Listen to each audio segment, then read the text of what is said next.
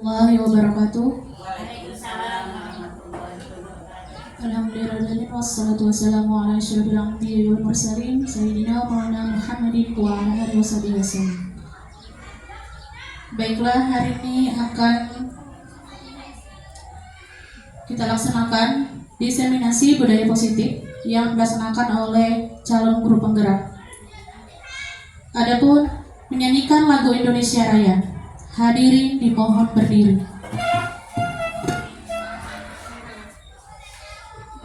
Itu sambutan oleh kepala sekolah. Waktu dan tempat kami persilahkan.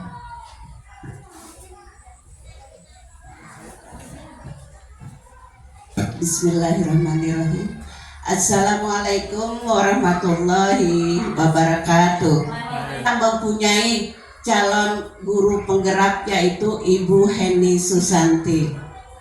Nah, beliau sudah melaksanakan pendidikan selama 3 bulan, ya Bu. Nah, jadi beliau sudah melaksanakan pendidikan calon guru penggerak itu selama 3 bulan. Nah, jadi dalam hal ini saya selaku kepala sekolah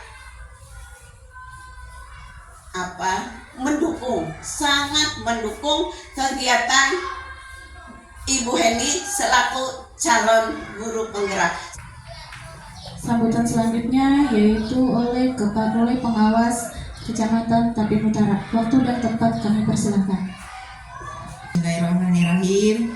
Ulun merasa bangga hari ini bisa berhadir di sini, bisa mengikuti diseminasi budaya positif yang hari ini disampaikan oleh calon guru penggerak yaitu Ibu Heni. Selanjutnya yaitu penyampaian materi oleh calon guru penggerak kepada Ibu Heni Susanti. Waktu dan tempat kami persilahkan.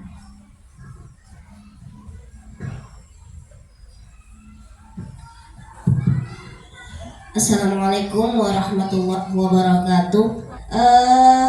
Kami diamanahkan untuk menyampaikan pemahaman dan penerapan budaya positif di sekolah. Nah, slide-nya sudah bisa dilihat. Kemudian ini ada CP dari kami sebagai calon guru penggerak. Dan untuk agenda kita pada hari ini, yang pertama itu pembukaan, kemudian ada capaian umum dan capaian khusus yang hari ini mudah-mudahan bisa tercapai. Kemudian eksplorasi konsep budaya positif. Kemudian nantinya yang keempat itu ada berbagi praktik baik, di mana semua itu merupakan untuk berbagi praktik baik ini adalah hal apa yang sudah kita laksanakan. Kemudian setiap kita itu harus menggunakan refleksi apa yang sudah kita lakukan, dan ketika sudah dilakukan di tahapan itu apa yang harusnya kita tingkatkan, itu yang namanya refleksi. Dan yang terakhir agenda kita adalah penutup. Nah, kemudian ini capaian umum yang ingin dicapai yaitu memahami konsep pendidikan menurut Ki Hajar Dewantara dihubungkan dengan konsep budaya dan lingkungan positif di sekolah yang berpihak pada murid. Kemudian melakukan evaluasi dan refleksi tentang praktik disiplin dalam pendidikan Indonesia secara umum untuk mendapatkan pemahaman. Kemudian capaian yang berikutnya itu memahami peran sebagai guru untuk membangun budaya positif. Kalau kemarin kita sudah membahas mengenai visi sekolah, hari ini apakah visi itu akan berkaitan dengan budaya positif. Nah, berikutnya adalah capaian khusus. Ini yaitu menumbuhkan pemahaman mengenai konsep budaya positif yang di dalamnya terdapat perubahan paradigma. Dan inilah yang ingin kita ketahui, perubahan paradigma seperti apa. Nanti kemudian ada stimulus respon dan teori kontrol, 3 teori motivasi perilaku manusia,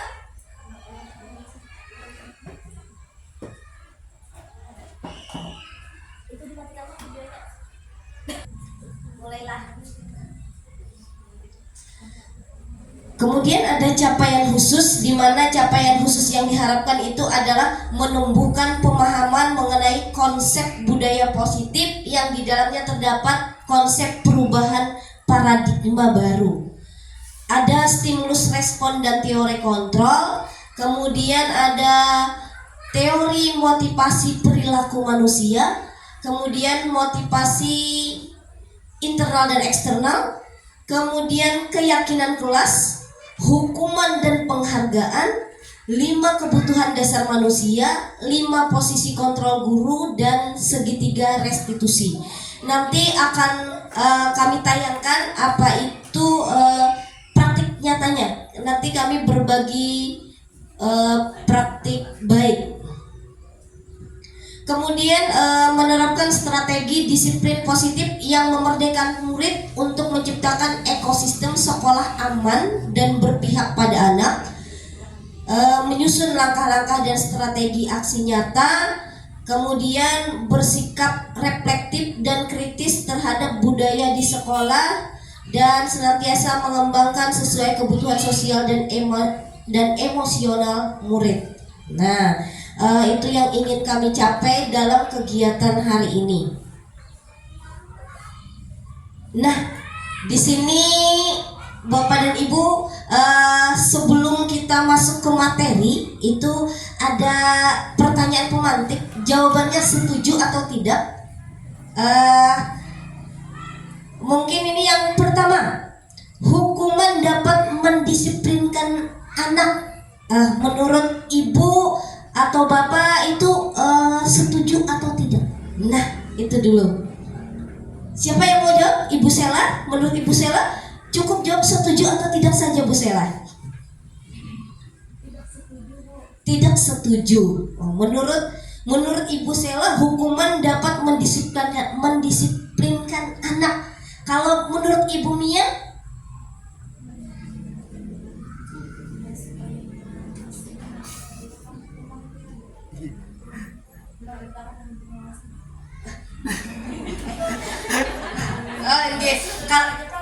Kalau setuju, berarti Ibu Mia setuju ya. Nah, hukuman dapat mendisiplinkan anak. Kalau Ibu Sela tidak setuju. Kalaunya Ibu Mia setuju. Mungkin ada lagi satu supaya bertiga nanti. Ibu Mimis, oke, Ibu Mimis. Setuju ini. Mau di sini mungkin bisa langsung dengan alasannya. Kalau setuju atau tidak, ini. Setuju.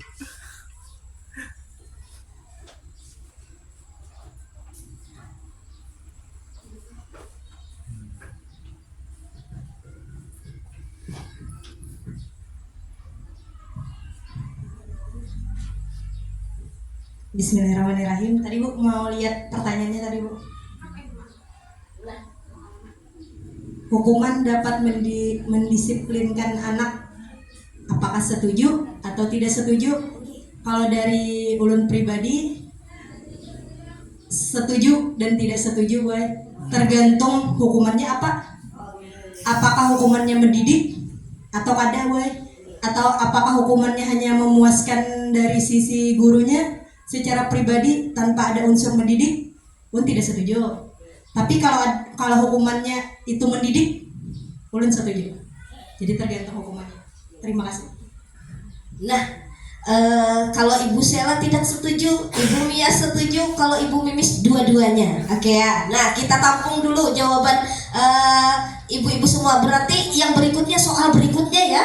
Nah, kemudian soal kedua, pemberian hukuman dengan hal positif seperti membaca atau membersihkan halaman sekolah dapat meningkatkan disiplin anak. Ibu Sarah, menurut Ibu Sarah? Setuju. Setuju. Mengapa? Itu bisa mendisiplinkan anak, kayak membersihkan halaman, jadi halaman tuh bersih. Ya, terima kasih. Berarti setuju. Kemudian untuk soal ketiga, memberi penghargaan dapat meningkatkan motivasi belajar anak. Nah, Ibu Wiwit belum. Kalau menurut saya pribadi sangat setuju Bu, karena itu akan memotivasi anak untuk anak lain yang belum dapat penghargaan untuk bisa dapat penghargaan dan semangat belajarnya lebih tinggi lagi. Kemudian mungkin Ibu Ayu bisa menambahkan? Setuju atau tidak? Bismillahirrahmanirrahim. Ini gue setuju karena dapat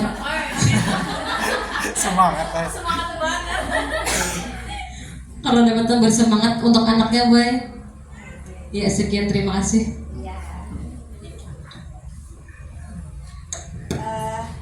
Baik, kita untuk benar salahnya nanti setelah Bapak dan Ibu melihat materi kita berikutnya. Dalam hal ini topik kita yang ingin kita explore adalah yang pertama itu ada 6 materi. Kemudian yang pertama itu adalah disiplin positif dan nilai-nilai kebajikan universal. Nah, disiplin positif ini pembelajaran pertama.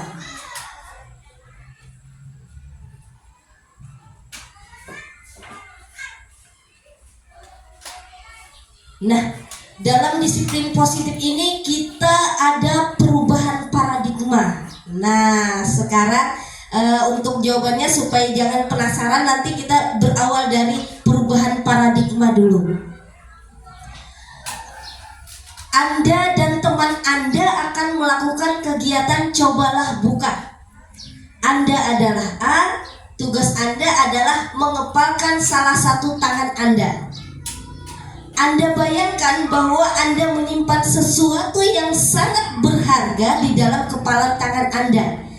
Anda perlu menjaga benda tersebut sekuat tenaga Anda karena begitu pentingnya untuk kehidupan Anda. Misalkan dalam sini ada intan berlian. Nah, misalkan tugas rekan Anda B itu adalah mencoba dengan segala cara untuk membuka kepalan tangan Anda.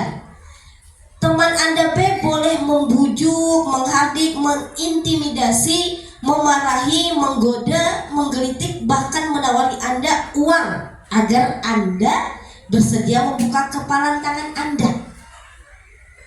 Menurut Bapak dan Ibu, apa yang terjadi? Nah, apa yang terjadi? Seandainya Ibu Sarah itu memiliki suatu benda yang sangat berharga menurut Ibu Sarah di tangan, kawan Ibu itu pengen, apakah Ibu Sarah bersedia atau tidak menurut Ibu Sarah? Nah, tidak bersedia. Nah, itu ada iming-imingnya juga. Bagaimana? Diberikan uang dengan sejumlah sekian misalkan. Tetap tidak. Kalau Ibu Mia,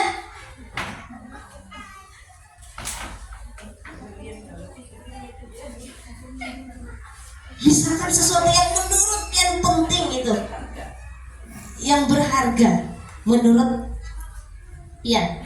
Nah,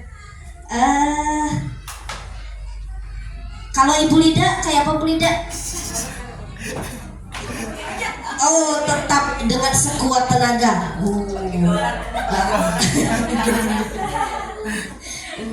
Nah, kalau Ibu Lida tetap dengan Bu Sarah, Ibu Lida tetap karena itu berharga. Nah, baik kita lihat. Nah, apa alasannya? Nah, apakah Anda atau B membuka kepalan tangan Anda? Tidak, ujar Ibu Sarah tadi. Ibu Lida tidak. Nah, apakah Anda atau B menutup kepalan tangan Anda? Masing-masing punya alasan. Nah, dalam kegiatan ini sesungguhnya siapa yang memegang kendali atau kontrol untuk membuka dan menutup kepalan tangan? Diri kita sendiri. Coba kalau misalkan kita hubungkan dengan siswa kita. Ketika anak-anak berkelahi, Kita paksa, ayo bersalaman.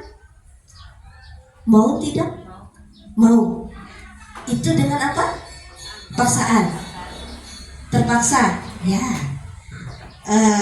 Nah, sebenarnya inilah yang ingin kita rubah, bahwa ketika apapun yang kita lakukan itu harus benar-benar dari hati. Nah, oke, karena yang memegang kontrol sebenarnya itu adalah diri kita sendiri. Begitu juga dengan siswa kita.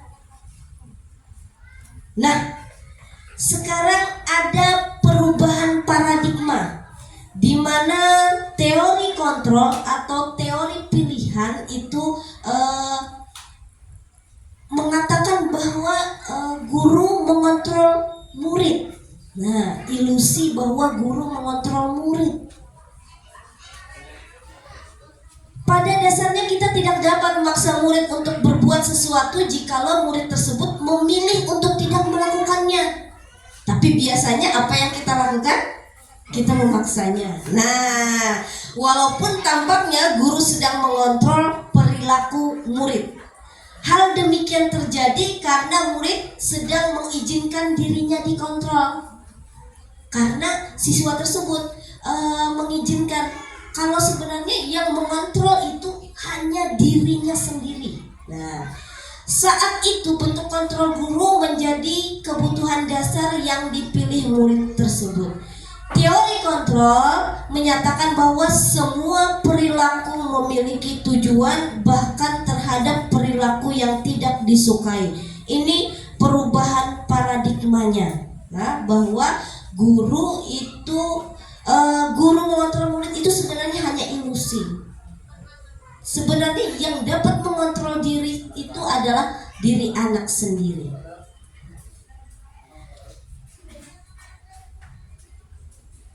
Kemudian yang kedua, ilusi bahwa kritik dan membuat orang merasa bersalah dapat menguatkan karakter. Ilusi bahwa kritik itu dapat membuat orang merasa bersalah dapat menguatkan karakter. Menggunakan kritik dan rasa bersalah untuk mengontrol murid menuju pada identitas gagal sebenarnya. Nah, mereka belajar untuk merasa buruk tentang dirinya. Jadi ketika kita membuat anak merasa bersalah, terutama setelah mempelajari ini, baru menyadari, oh ternyata ketika ulun dengan anak ulun, nah itu sepertinya membuat anak tuh merasa bersalah. Nah, ini ternyata membuat rasa bersalah itu menuju pada identitas gagal. Nah,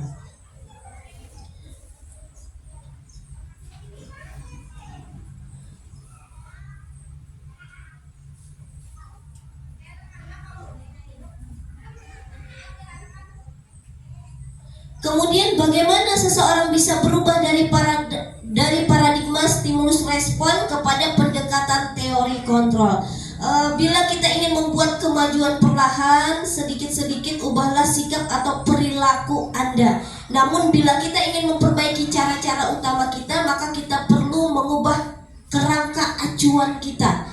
Ubahlah bagaimana kita melihat dunia, bagaimana kita berpikir tentang manusia. Terus mengubah cara berpikir kita.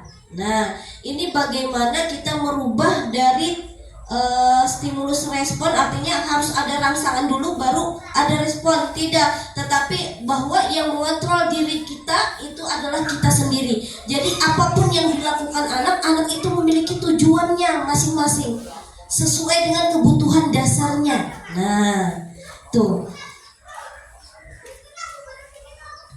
Di sini dalam stimulus respon itu bahwa kita menganggap kebutuhan kita sama. Kebutuhan anak itu kita menganggap bahwa sama. Nah, ternyata kebutuhan anak itu, kebutuhan kita itu berbeda. Sehingga ketika kita mengetahui bahwa kebutuhan kita berbeda, kita akan menghargai orang lain.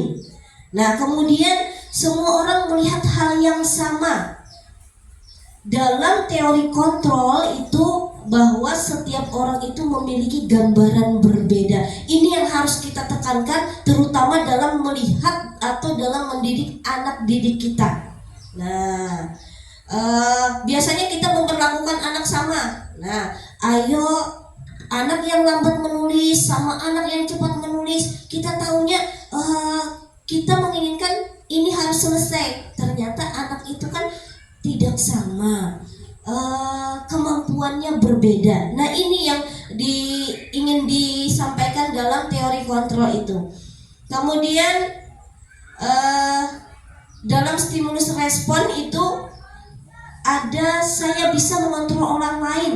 Nah, ternyata kita guru tidak bisa mengontrol. Kalau anak itu tidak mau menulis, maka kita tidak bisa.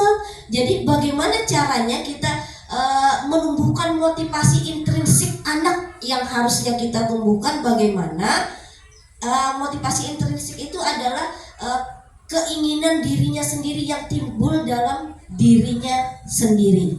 Nah, itu. Nah, ini siapa sesungguhnya yang memiliki kontrol? Itu adalah diri kita masing-masing. Kemudian dalam disiplin positif itu ada, menurut Dr. William Glasser itu Anda tidak bisa mengontrol orang lain. Kemudian semua perilaku memiliki tujuan. Kemudian model berpikir menang-menang, kolaborasi, dan konsensus menciptakan pilihan-pilihan baru. Kemudian ada realitas kebutuhan kita berbeda. Nah, di sini dalam bahwa hanya kita yang bisa mengontrol diri kita, maka disitulah terletak makna disiplin. Nah, belajar kontrol diri dengan menggali potensi kita agar tercapai tujuan mulia, yaitu sesuatu menjadi seseorang yang kita inginkan berdasarkan nilai-nilai yang kita hargai. Sedangkan untuk semua perilaku memiliki tujuan itu nantinya, nah ini berkaitan dengan pertanyaan pemantik tadi. Dalam teori motivasi, motivasi eksternal itu untuk menghindari hukuman. Sedangkan untuk motivasi intrinsik, motivasi yang timbul dari luar itu seperti menghindari hukuman, kemudian untuk mendapatkan imbalan. Sedangkan motivasi yang timbul dalam diri itu untuk menghargai diri sendiri. Sehingga mengapa adanya kesepakatan kelas misalkan, kesepakatan kelas itu untuk menghargai diri sendiri. Artinya ketika kita bisa datang tepat waktu, ketika bisa melaksanakan tugas sesuai dengan waktunya, nah itu kebajikan-kebajikannya yang kita angkat. Nah, seperti itu untuk menghargai diri sendiri dengan nilai-nilai kebajikan universal yang nantinya akan hasilnya itu adalah sebuah kesepakatan kelas atau keyakinan kelas. Namun untuk saat ini seperti kelas 4 itu masih belum memahami benar, tahunya itu peraturan kesepakatan. Mengapa kita ajak anak-anak, ayo kita sama-sama membuat kesepakatan kelas. Nah, jadi dengan kesepakatannya mereka yakini bahwa oh ini adalah hasil dari kesepakatan kita, sehingga peraturan itu bisa dilaksanakan. Kemudian untuk 5 posisi kontrol, nanti kita sama-sama apakah kita berada di posisi kontrol penghukum, apakah sebagai pembuat rasa bersalah, ataukah sebagai teman, sebagai pemantau, ataukah kita sebagai manajer. Nah, ini 5 posisi kontrol guru ini nanti akan kita rasakan bersama. Apakah kita sebagai pembuat rasa bersalah, ataukah sebagai teman nantinya, ya. Dan untuk posisi yang ideal itu adalah sebagai manajer. Nah, dalam posisi kontrol sebagai manajer, guru ini nantinya bisa mampu melaksanakan segitiga restitusi. Nah, terus mengapa mengapa kita perlu melaksanakan restitusi atau perlu melaksanakan segitiga restitusi? Karena anak-anak kita itu melakukan pelanggaran, melakukan hal-hal yang tidak sesuai itu karena mereka memiliki 5 kebutuhan dasar manusia. Nah, misalkan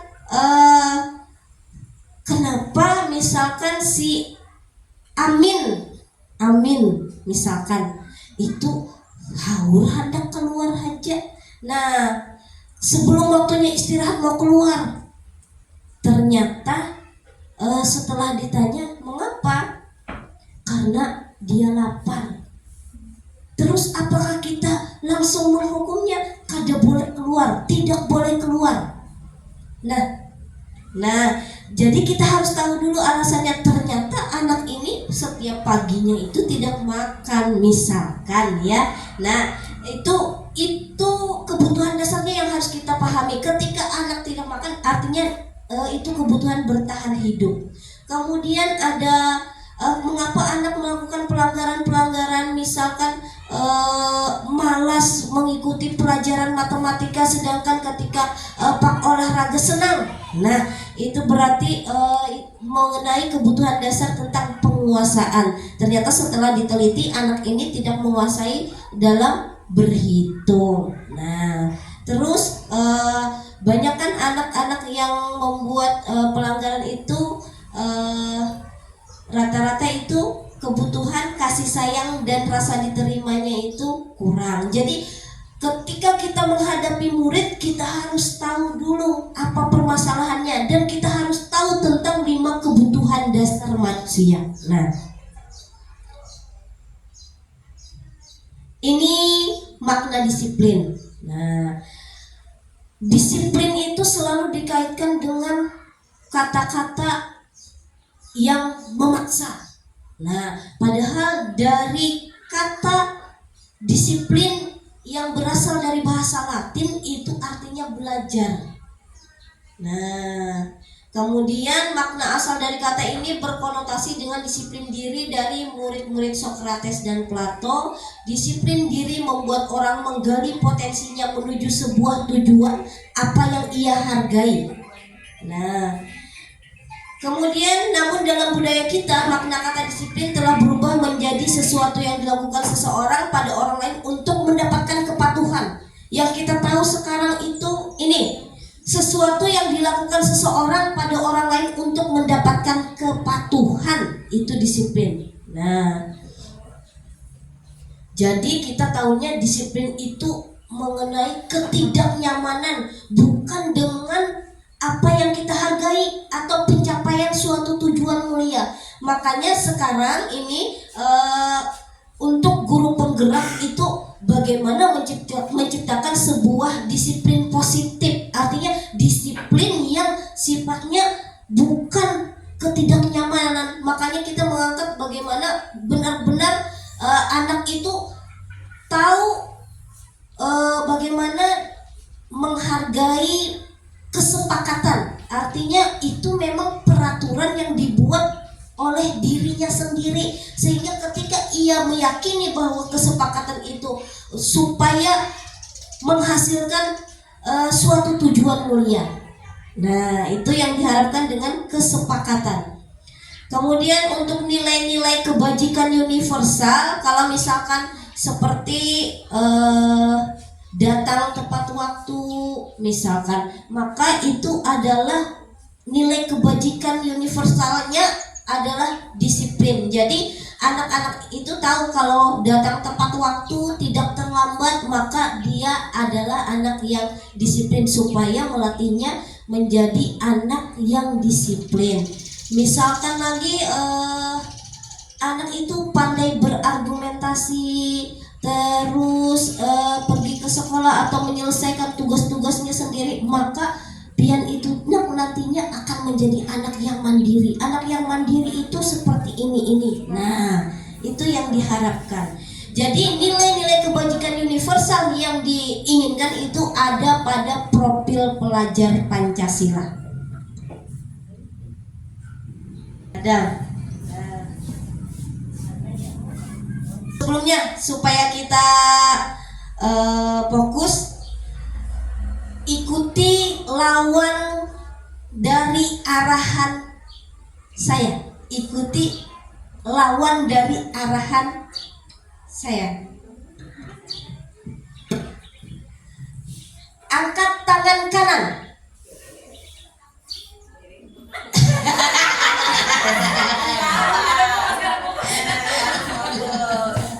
Berarti masih kurang fokus ini. Boleh berdiri, boleh.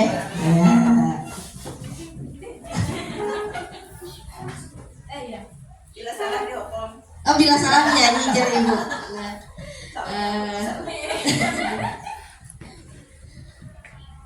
Pegang teman di sebelah kiri.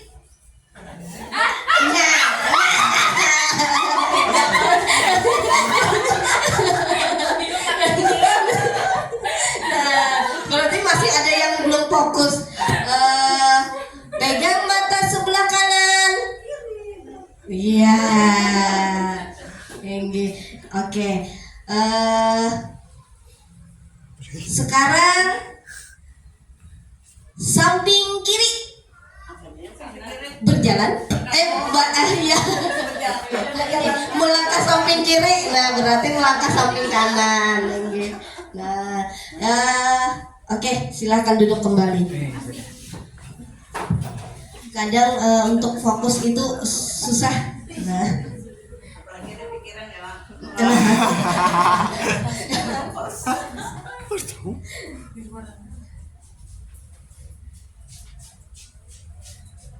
Kemudian yang kedua itu adalah teori motivasi, hukuman dan penghargaan dan juga restitusi. Nah, ini apabila anak itu misalkan anak itu patuh kepada kita, apakah itu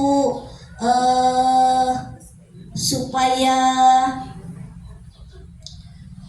menghindari ketidaknyamanan. Misalkan Ibu Sarah masuk ke kelas 4, terus anak-anak itu coba menulis bacaan atau menulis surah An-Nas. Apakah semua anak-anak itu selesai, Ibu Sarah? Ada yang selesai, ada yang tidak. Nah, seandainya kadang kita suruh itu, apakah anak itu, misalkan kadang kita periksa apakah anak itu membiarkan itu tidak selesai atau menyelesaikannya. Nah, kalau misalkan kadang kita tagih itu lah, ya nah, kalau misalkan tidak kita tagih, kita periksa, kita nilai, maka anak-anak itu membiarkan. Nah, makanya kita kadang nanti ibu periksa ya, nah pasti mengucapkan seperti itu. Nah, untuk rata-rata anak itu untuk menghindari ketidaknyamanan atau hukuman. Nah, apa yang akan terjadi apabila saya tidak melakukannya? Nah, kalau misalkan kadang melakukannya, maka nanti kadang diperiksa ibu. Nah, artinya itu ketika kita mengucapkan kata-kata itu, maka ulun sering kayak itu karena ibu periksa. Nah, jadi itu sebenarnya motivasi eksternal. Nah, bukan dari dalam diri anak. Kemudian untuk mendapatkan imbalan motivasi itu, yang kedua adalah untuk mendapatkan imbalan dari orang lain. Nah, apa yang akan saya dapatkan apabila saya melakukannya? Contoh kayak CGP ini, seandainya ikut CGP itu nanti rewardnya bisa jadi kepala sekolah. Makanya kan kadang orang pengen seperti itu. Nah, ternyata setelah mengetahui ini, apa ya, kalau ulun sendiri kan motivasinya kurang kuat juga kemarin karena terlanjur basah. Kemarin itu kan kalau tidak mengikuti sekolahnya guru penggerak ya rapot sekolahnya, rapot mutunya akan merah. Nah seperti itu kan kemarin seperti itu. Jadi seperti ulun ini termasuk yang motivasi eksternal. Nah kemudian yang seharusnya itu adalah untuk menghargai diri sendiri, motivasinya itu untuk menghargai diri sendiri. Saya akan menjadi orang yang seperti apa bila saya melakukannya. Nah, bila saya melakukan ini maka saya akan mengalami kepuasan batin. Nah, anak-anak didik saya kalau nilainya 100 semua bersyukur. Nah, itu kan untuk menghargai diri kita. Ternyata kalau kita menjelaskannya sesuai dengan tahapan-tahapannya, ternyata anak-anak bisa. Contohnya kayak Ibu Mimis kan senangnya matematika, jurusan matematika. Jadi ketika mengajar matematika ada kepuasannya karena anak-anak berhasil. Nah itu artinya itu saya akan menjadi orang yang seperti apa bila saya melakukannya. Itu yang diharapkan, tujuan disiplin positif. Nah berikutnya ada kasus. Oke, bisa dibacakan Bu Sarah.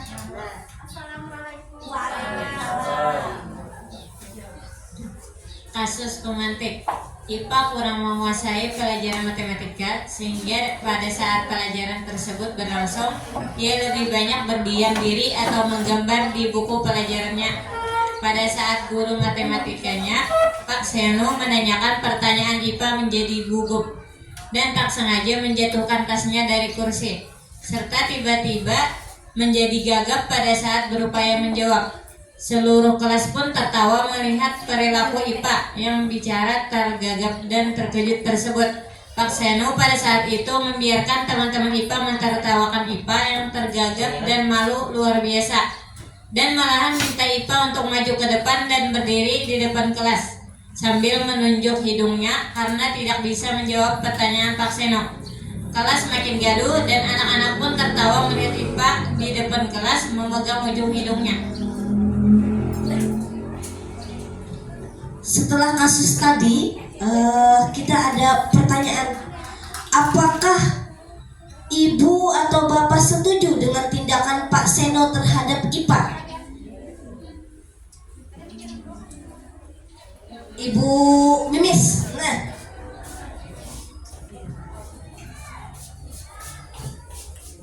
Bismillahirrahmanirrahim. Untuk pertanyaan nomor 1, ulun coba jawab boleh. Apakah Anda setuju dengan tindakan Pak Seno terhadap IPA? Mengapa? Jawaban ulun tidak setuju, Bu. Itu menurut ulun sebagai guru boleh tidak memberikan contoh atau memberikan ruang kepada murid untuk, itu termasuk anu yang udah menjudge atau pembulian, termasuk kecilnya, tahapan kecilnya untuk menyudutkan temannya. Bisa jadi antisipasinya kan bukan kesalahannya juga, di luar kendalinya itu. Jadi ini sebagai guru kita yang mengambilkan tasnya, ada apa-apa nakai, ada apa santai aja, ditanyai apa yang ada pahamnya, tugasnya itu ulun sebagai guru matematika ulun. Terima kasih. bagus. Nah, berarti sepertinya sudah terjawab untuk soal nomor 2. Menurut Anda tindakan Pak Seno terhadap IPA adalah sebuah hukuman atau konsekuensi? Mengapa? Kalau menurut Ibu Mimis tadi menjas itu pembulian, artinya itu sebuah hukuman, berarti bukan konsekuensi. Nah, baik. Di sini ada identitas gagal itu berupa hukuman, dan identitas sukses yaitu disiplin. Ada hukuman, ada konsekuensi, dan ada restitusi. Itu yang harus kita pahami dulu. Ketika memberikan sebuah misalkan ada sebuah pelanggaran, maka apakah kita termasuk masuk ke dalam hukuman, apakah termasuk konsekuensi ataukah sebagai restitusi. Nah, kalau hukuman itu, ujar Ibu Mimis tadi, sesuatu yang menyakitkan. Nah, menyakitkan. Sedangkan konsekuensi itu sesuatu yang harus terjadi. Nah, sedangkan restitusi itu adalah merupakan pilihan. Terus cirinya hukuman itu tidak nyaman untuk murid. Nah, kemudian kalau dan membekas di hati, itu sifat hukuman. Mungkin ada bapak dan ibu yang masih saja teringat dari zaman kita sekolah dulu. Nah, maka apabila itu membekas sampai jangka waktu panjang, maka itu merupakan sebuah hukuman.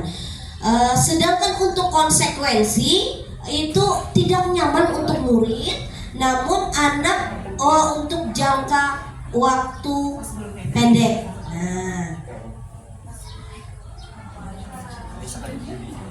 yang jelas cirinya hukuman itu adalah murid tersakiti. Nah, itu cirinya hukuman. Sistem tidak akan berjalan bila murid tidak takut. Artinya apabila murid itu ketakutan, maka itu sifat dari hukuman. Namun bedanya dengan konsekuensi, konsekuensi itu juga memberikan sesuai dengan apa yang sudah dijanjikan. Nah, itu konsekuensi. Nah, seandainya pian terlambat, makanya ada kesepakatannya. Ketika terlambat, misalkan terlambat datang, maka jam istirahat pian itu di ruangan aja, tetap mengerjakan karena pian terlambat datang. Nah, itu sebuah konsekuensi. Namun apabila itu anak disuruh keliling lapangan terlambat misalkan, nah maka itu yang sifatnya menyakiti fisik biasanya itu adalah hukuman. Nah, sedangkan untuk restitusi yang diharapkan adalah bagaimana kita dapat memecahkan permasalahannya.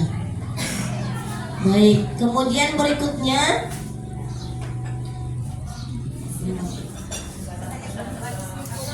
nah, di sini ada menurut Bapak dan Ibu, kalau mencatat 100 kali di dalam buku kalimat saya tidak akan terlambat lagi karena terlambat ke sekolah, apakah itu hukuman atau konsekuensi?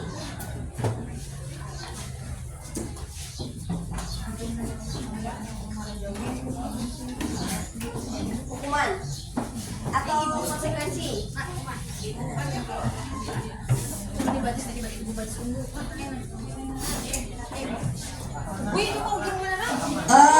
Kemudian lari mengelilingi lapangan basket 2 kali karena terlambat hadir di sekolah.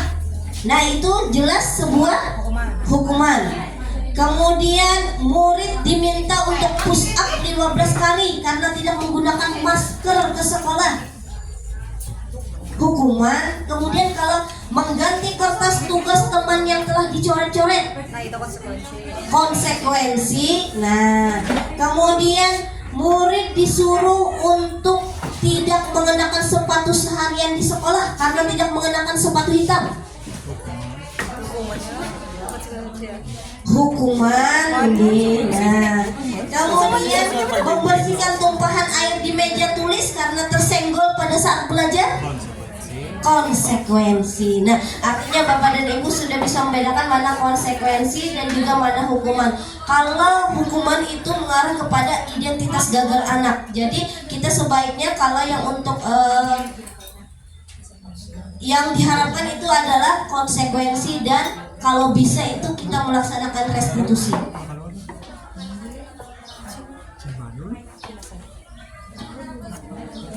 Nah, di sini ada teorinya adalah dihukum oleh penghargaan. Ternyata tadi di awal di pertanyaan pemantik, apakah penghargaan itu memberikan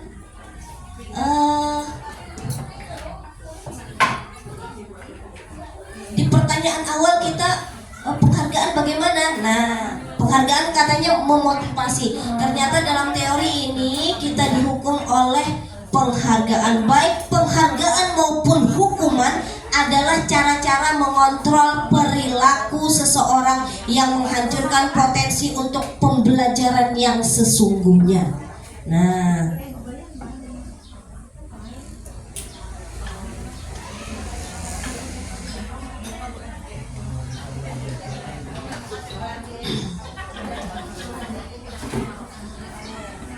kemudian penghargaan juga berpengaruh untuk jangka pendek dan jangka panjang.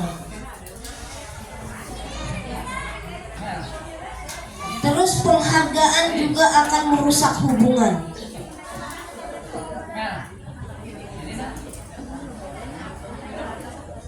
Oke, kita lanjut.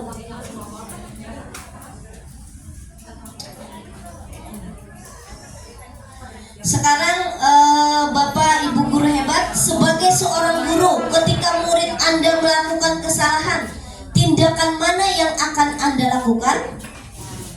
Dipilih A, K, B, K, C, K, D, atau E.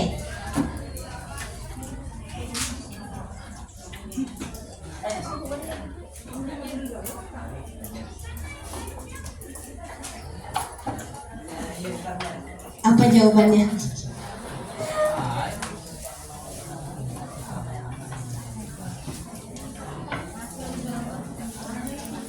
Nah, pertanyaannya adalah bagaimana sebaiknya respon kita bila ada murid kita melakukan kesalahan.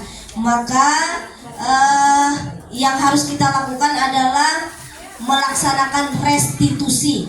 Restitusi itu adalah proses menciptakan kondisi bagi murid untuk memperbaiki kesalahan mereka sehingga mereka bisa kembali pada kelompok mereka dengan karakter yang lebih kuat. Nah, nanti akan ulun tampilkan bagaimana melaksanakan restitusi.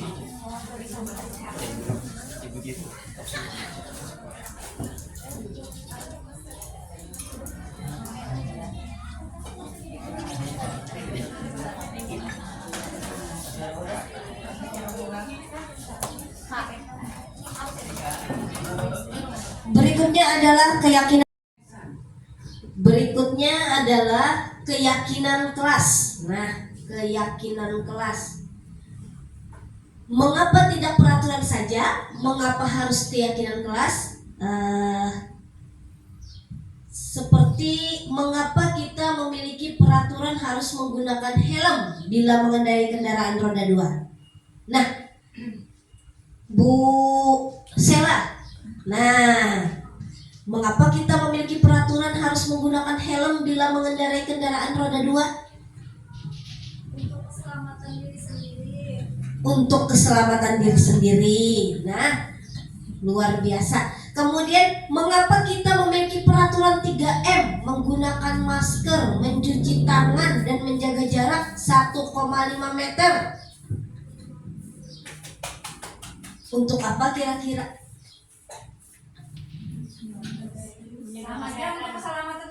Untuk keselamatan. Nah, kemudian mengapa kita memiliki peraturan harus datang tepat waktu pada saat mengikuti pelatihan?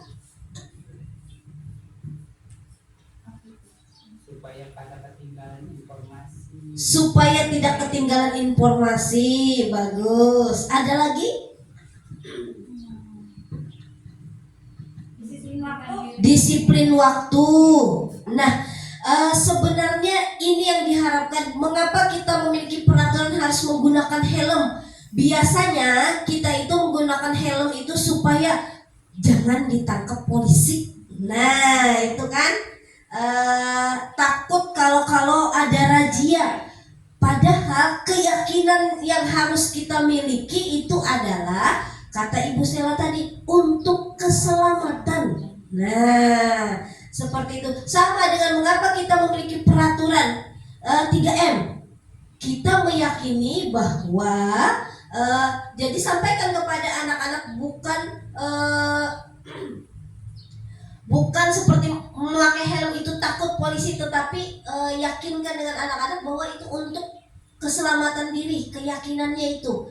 Nah, kemudian untuk kita menggunakan 3M itu untuk kesehatan. yang pada ujung-ujungnya itu untuk keselamatan. Kemudian mengapa kita memiliki peraturan harus datang tepat waktu? Maka kita menanamkan bagaimana mendisiplinkan diri kita. Nah, untuk mendukung motivasi intrinsik itu adalah dorongan atau kekuatan hati yang timbul dalam diri atas dasar kesadarannya sendiri. Nah, itu motivasi intrinsik. Maka untuk menumbuhkan motivasi intrinsik tersebut, kita kembali ke nilai-nilai atau keyakinan-keyakinan lebih menggerakkan seseorang dibandingkan mengikuti serangkaian peraturan. Nah, jadi kepada keyakinan.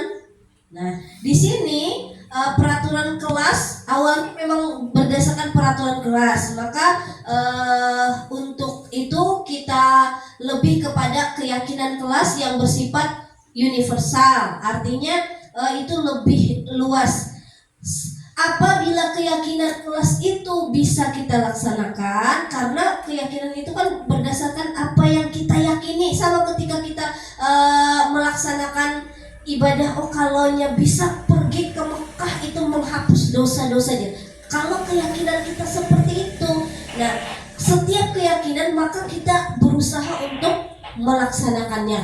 Ketika kita yakin sholat 5 waktu itu akan menjaga kita, maka kita yakin, kita berusaha untuk tidak meninggalkannya.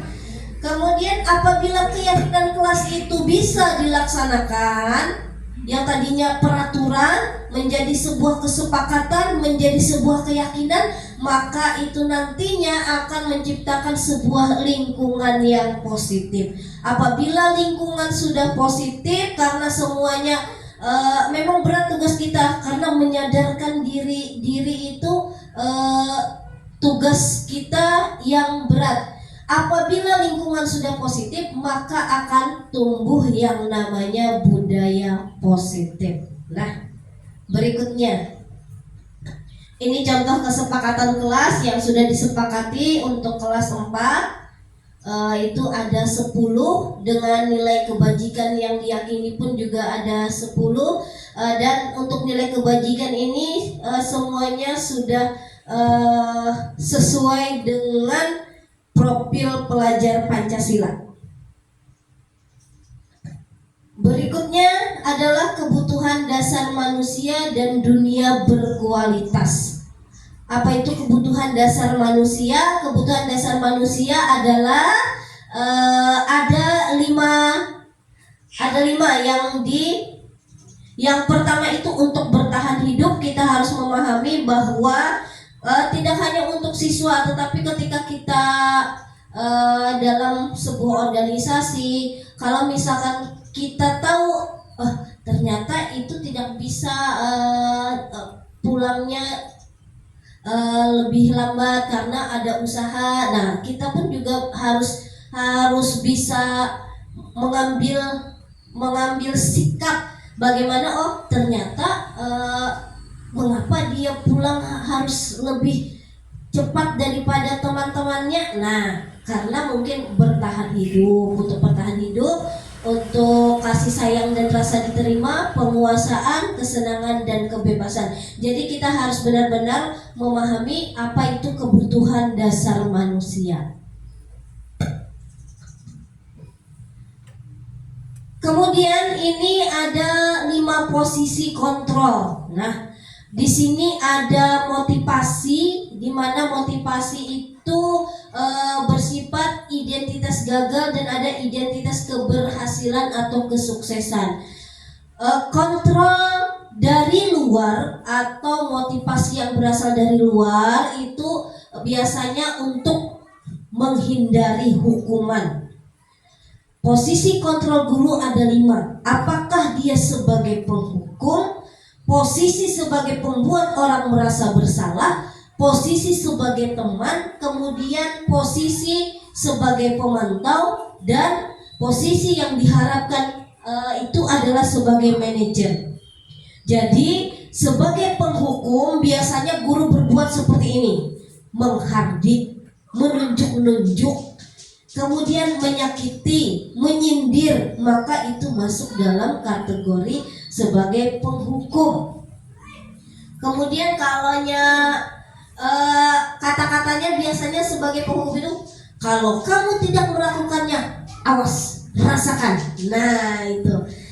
Kemudian hasilnya apabila kita sering melakukan seperti itu, maka anak itu bisa memberontak dan juga bisa menyalahkan orang lain, dan juga karena ia takut akan hukuman, biasanya anak itu tidak bersikap jujur, malah sebaliknya suka berbohong untuk menghindari hukuman karena kita terlalu keras. Nah, kemudian untuk membuat orang merasa bersalah.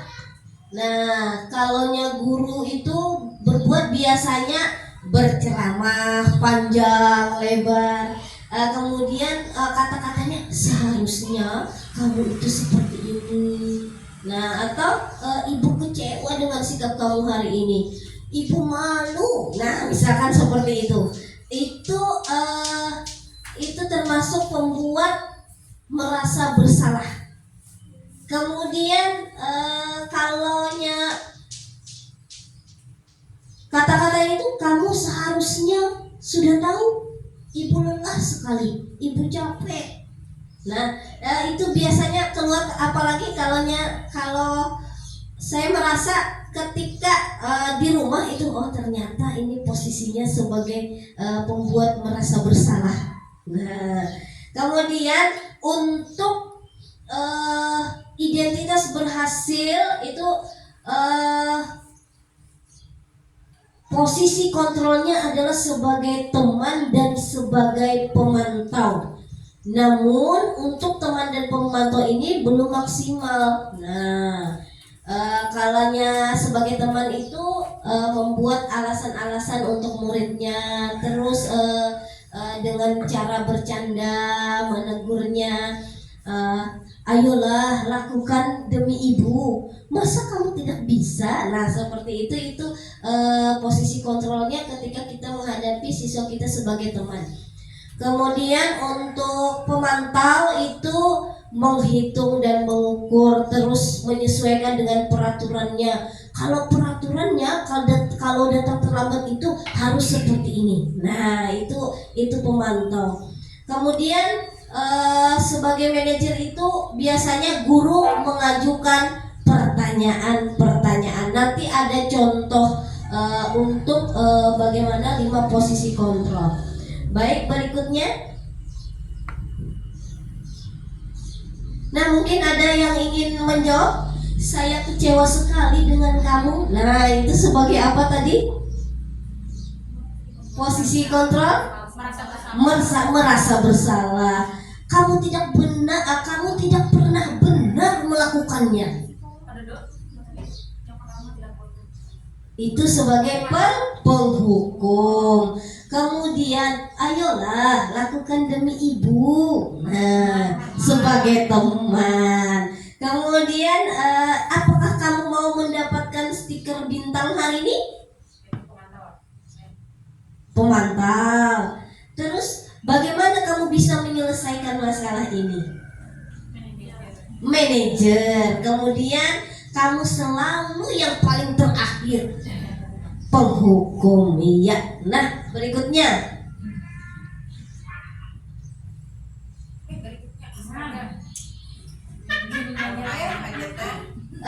Ini adalah segitiga restitusi. Nah, untuk cara memecahkan permasalahannya, biasanya sebagai manajer, apabila guru berlaku sebagai manajer, maka akan melaksanakan segitiga restitusi. Nah, yang pertama, langkah pertama itu adalah menstabilkan identitas. Ketika ada anak yang bertengkar misalkan, itu maka biasanya untuk menstabilkan, oh kenapa, oh tidak apa-apa, kita semua akan melakukan hal yang sama kalau misalkan kita dipukul. Nah, Karena misalkan anak itu beradu baku hantam. Nah, kemudian itu untuk menstabilkan identitas, itu kita semua akan melakukan hal yang terbaik yang bisa kita lakukan. Kemudian untuk validasi tindakan yang salah. Nah, semua perilaku itu memiliki alasan. Dan yang ketiga, untuk segitiga restitusi itu adalah menanyakan keyakinan. Menanyakan keyakinan itu seperti ini, seandainya kamu bisa tidak datang terlambat, kamu akan seperti apa? Oh, saya akan menjadi anak yang disiplin. Nah, itu menanyakan keyakinan. Yakin kalau misalnya tidak ada peraturan ini tetap datang tepat waktu? Iya, datang tepat waktu. Nah, ini segitiga restitusi. Nah, untuk yang pertama itu menstabilkan identitas. Kalimatnya biasanya setiap orang pasti pernah melakukan kesalahan. Kamu bukan satu-satunya yang pernah melakukan kesalahan ini. Nah, berikutnya ini untuk membuat anak yang merasa gagal karena berbuat salah menjadi positif terhadap dirinya, maka kita berkata berbuat salah itu hal yang manusiawi, tidak ada manusia yang sempurna. Bapak atau ibu juga pernah berbuat salah. Nah, ini untuk membuat anak yang merasa gagal karena berbuat salah menjadi positif terhadap dirinya. Kita menggunakan kata-kata ini. Mungkin ada kata-kata yang lain. Berikutnya, Bu. Kemudian untuk membantu murid mengenali kebutuhan dasar yang ingin dipenuhinya ketika melakukan kesalahan, maka pada dasarnya setiap tindakan manusia itu ada tujuannya, yaitu untuk memenuhi kebutuhan, untuk kasih sayang, nah, kesenangan, penguasaan. Nah, maka guru berkata, kamu bisa saja kan melakukan hal yang lebih buruk, tapi kamu tidak melakukannya. Nanti ada contohnya. Berikutnya,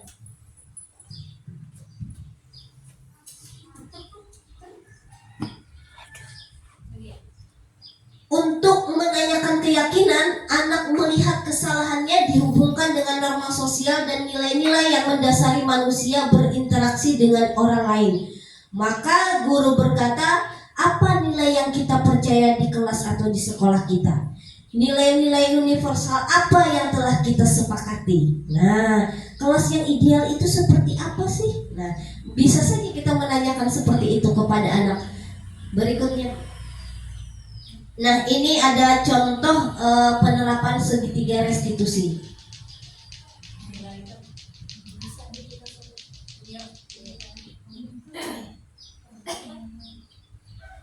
Intervensi diabetes.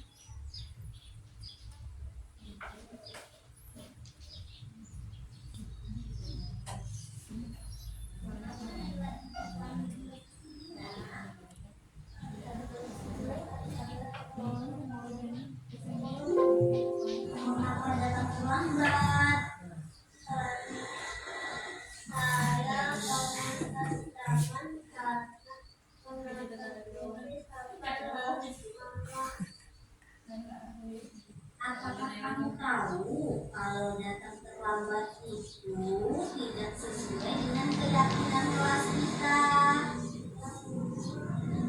Baiklah, ibu dapat mengakui karena semua orang bisa saja melakukan apa yang kamu alami saat ini. Pasti kamu melakukannya karena ada alasannya, kan? Nah, agar kejadian hari ini tidak terulang lagi ya.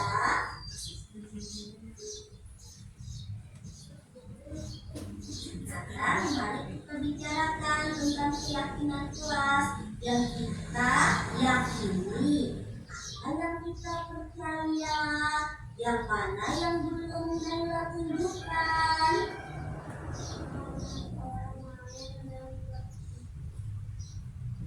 Kamu ingat dengan baik keyakinan kelas kita, tapi dengan datang terlambat, apakah sudah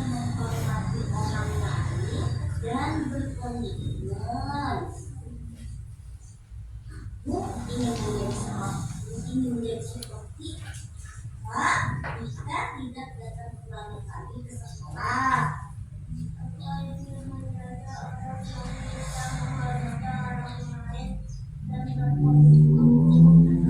Baiklah, sekarang apa yang bisa kamu lakukan untuk menyelesaikan masalah?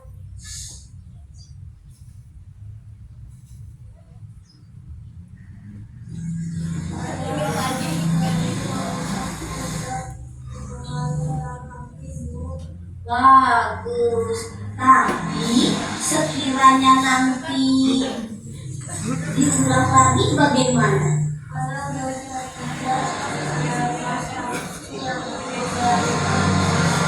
Baiklah, sekarang kamu boleh istirahat.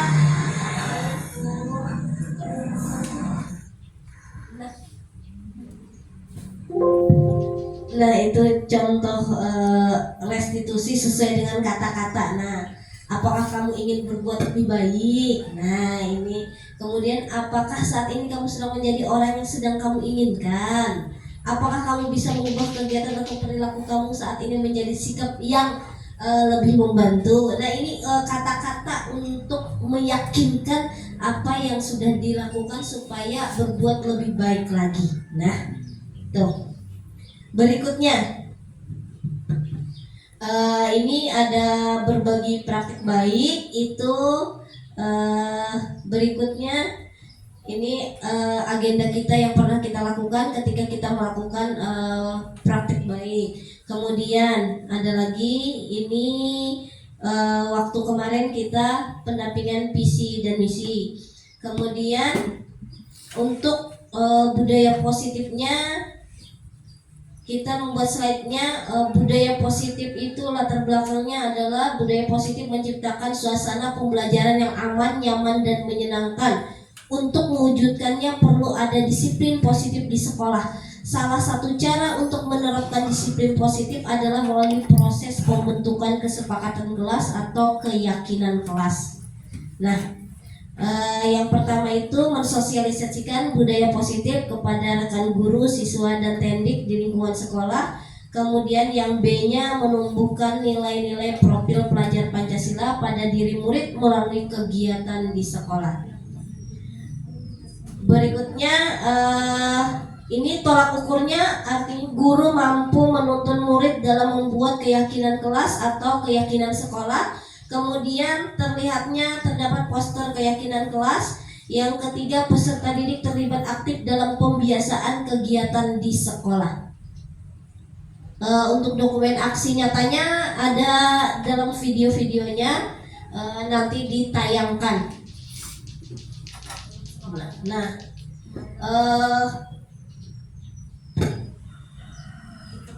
siswa kelas 1, saya senang dengan cara Ibu Heni dalam mengatasi masalah yang saya alami. Karena bukan untuk menembus kesalahan, namun untuk belajar dari kesalahan dan tidak bersifat memaksa. Terima kasih. Segitiga restitusi.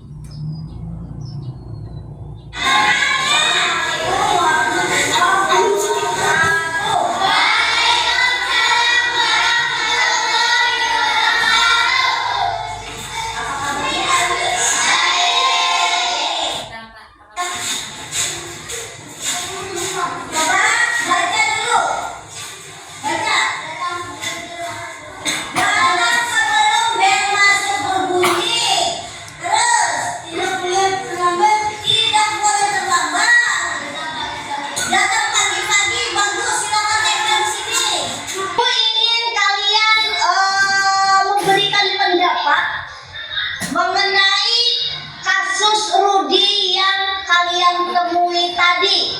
Nah, menurut kalian, apakah sikap Rudy itu benar atau salah? Angkat tangan yang ingin menjawab. Angkat tangan yang ingin menjawab. Oke, Happy ya. Nah, menurut Happy, benar atau salah sikap Rudy?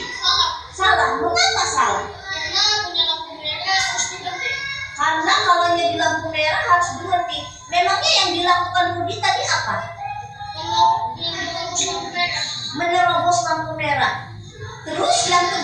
apa? Ketabrak sama apa? Bagus. Jadi menurut Happy tindakan Rudi tadi salah. Seharusnya apa yang harus dilakukan Rudi? Berhenti saat lampu merah. Berhenti pada saat lampu merah.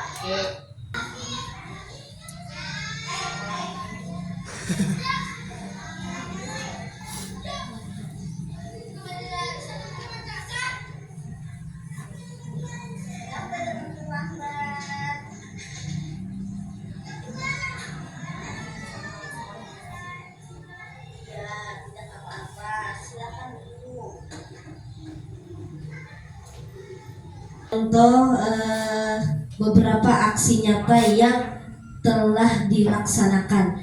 Nah, mungkin sampai sini ada tanggapan atau pertanyaan?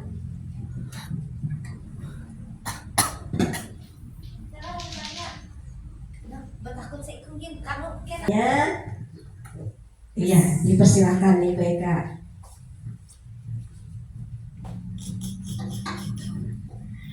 Terima kasih atas waktu yang diberikan. Yang ingin saya tanyakan adalah apakah untuk anak TK atau SD kelas 1 bisa dilaksanakan segitiga restitusi? Itu aja pertanyaan saya. Terima kasih. Pertanyaannya apa tadi?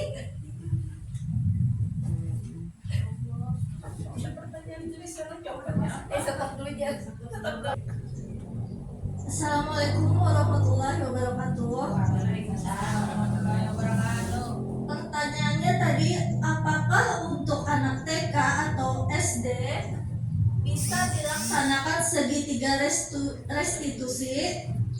Menurut saya itu belum bisa dilaksanakan di TK karena masa anak TK yang belum mencapai itu. Mungkin kalau di sekolah dasar bisa dilaksanakan, kalau di TK itu belum bisa. Itu menurut saya. Sekian, terima kasih. Untuk usia anak-anak sekolah, untuk usia PAUD itu kita biasanya posisi kontrol kita sebagai teman. Nah, belum sampai kepada manajer karena anak usia TK mungkin ada sebagian yang bisa apabila mungkin anak itu komunikasinya baik, jadi bisa kalau kita berikan stimulus atau respon, maka anak itu akan mampu bisa saja sampai kepada penerapan segitiga restitusi. Namun biasanya untuk anak PAUD kita memposisikan guru sebagai teman atau sebagai pemantau, belum sampai kepada posisi manajer. Namun untuk anak SD sudah mulai bisa dilaksanakan. Jadi kita bisa dengan cara kita memberikan pertanyaan-pertanyaan yang mengacu atau menstimulus anak. Nah itu, jadi kita membuat respon-respon tertentu supaya anak bisa memahami apa yang kita ingin sampaikan. Nah itu, ini mungkin bisa diterima Bu Eka. Terima kasih. Baik, kalau tidak ada lagi yang ingin bertanya, saya sampaikan dulu penyampaian materi pada hari ini dalam penerapan budaya positif di sekolah. Terima kasih atas segala perhatiannya, mohon maaf atas segala kekurangan, dan saya akhiri. Assalamualaikum warahmatullahi wabarakatuh. Terima kasih kepada Ibu Heni Susanti atas materi yang luar biasa. Banyak sekali hal baik yang bisa kita petik dari materi tersebut. Baiklah Bapak Ibu, acara yang terakhir yaitu penutup. Marilah kita tutup acara ini dengan mengucapkan hamdalah. Alhamdulillah. Bapak Ibu sekalian, acara pada hari ini telah dilaksanakan dengan baik. Saya selaku pembawa acara dan seluruh pelaksana kegiatan mengucapkan mohon maaf atas segala kekurangan. Wabillahi taufik wal hidayah. Wassalamualaikum warahmatullahi wabarakatuh.